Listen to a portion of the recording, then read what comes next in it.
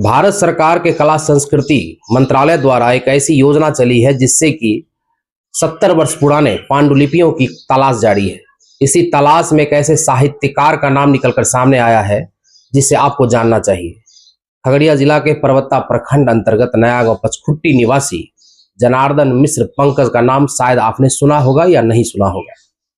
जनार्दन मिश्र पंकज एक ऐसा नाम है जिन्होंने अपने जीवन में पूरा जीवन साहित्य को समर्पित किया था। ना जाने कितनी किताबें उन्होंने लिखी। शांति निकेतन में बलराज साहनी जैसे फिल्म अभिनेता के साथ व्याख्याता के पद पर रहे। उनकी छात्रा शर्मिला टैगोर फिल्म की मशहूर अभिनेत्री रही। आज उनका परिवार, उनका पुत्र गुमनामी की जिंदगी में जी रहा है। हम बात कर रहे हैं उनके पुत्र कामाख्या चरण मिश्र के बारे में। कामाख्या चरण मिश्र 20 से अधिक किताबें लिख चुके हैं। 10 से अधिक ऐसी किताबें हैं जो पैसे के अभाव में प्रकाशित नहीं हो रही हैं। हमने उनसे बात की है। आपको भी जानना चाहिए, आज जिस प्रकार साहित्य में लोगों की रुचि घटती जा रही है, लोग मोबाइल में जी रहे हैं, ऐसे समय में भी कामाख्या चरण मिश्र मोटी मोटी किताबें लिख रहे हैं, साहित्य पर शोध कर रहे हैं। आइए आपको मिलाते हैं कामाख्या चरण मिश्र से। क्या नाम है? मेरा नाम है कामाख्या चरण मिश्र और मैं नया गांव जोरावरपुर पचखुट्टी का रहने वाला हूं। थाना परबत्ता है मेरा। आज जब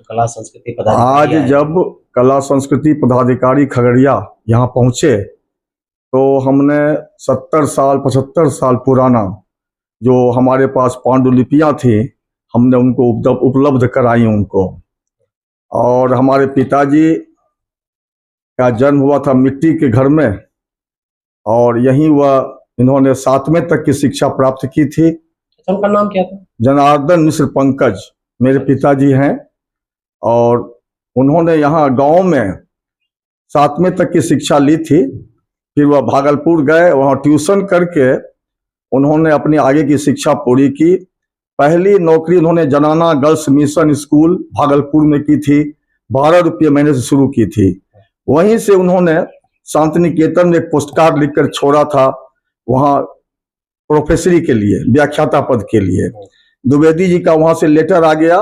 डॉक्टर हजारी प्रसाद द्विवेदी ने उनको बुला लिया। तब से वह आजादी के पहले और कुछ आजादी के पहले तक वह वहीं रहे शांति निकेतन में। प्रसिद्ध फिल्म अभिनेता बलराज साहनी उनके साथ प्रोफेसर थे हिस्ट्री के वहाँ, और शर्मिला टैगोर उनकी छात्रा रही और एक साहित्यिक माहौल था। वहीं पर इन्होंने द्विवेदी जी के सानिध्य में रहकर लिखना पढ़ना सीखा और दर्जनों उपन्यास लिखे, 5 लगभग हिंदी व्याकरण किताबें लिखी। और उसके बाद जब वह आए तो कल्याण में उनके 150-200 से अधिक लेख आलेख प्रकाशित हैं। कुछ पांडुलिपियां जो थी वह प्रकाशित थी। उनके 6 उपन्यास, कलम कसाई, शमशान की चांदनी, गोश्त का टुकड़ा आदि कई उपन्यास थे जिनकी पांडुलिपियां अब नष्ट हो गई हैं। जब मैंने होश संभाला तो मैंने देखा कि यहाँ जो पांडुलिपियां हैं, जो उनकी लिखी हुई किताबें हैं, सब किलो के दर में यहाँ के घर के बच्चे सब बेच रहे हैं। उससे कुछ मूढ़ी खरीद रहे हैं, कुछ घिच्चा और क्या सब गांव में जो मिलता है, लेमन जूस वगैरह खा रहे थे। तब हमने जो मुझसे बन पड़ा हमने संभाल कर रखा। पहले 2 अलमारियां किताब ठुसी हुई थी, अब बाहर में सब नष्ट हो गई।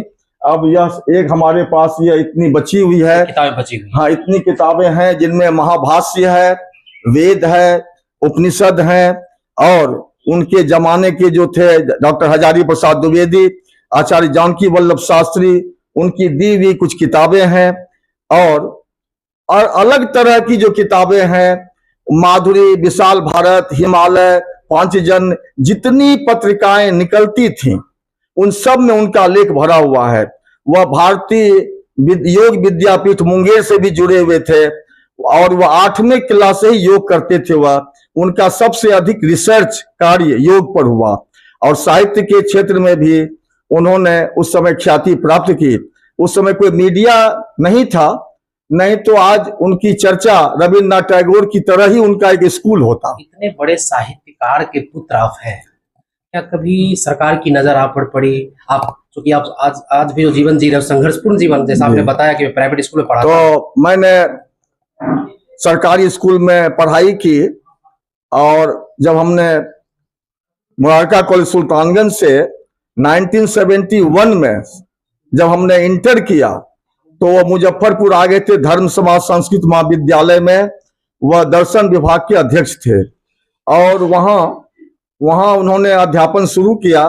तब मेरा परिचय उन्होंने कराया अपने एक अभिन्न मित्र महाकवि जानकी वल्लभ शास्त्री से।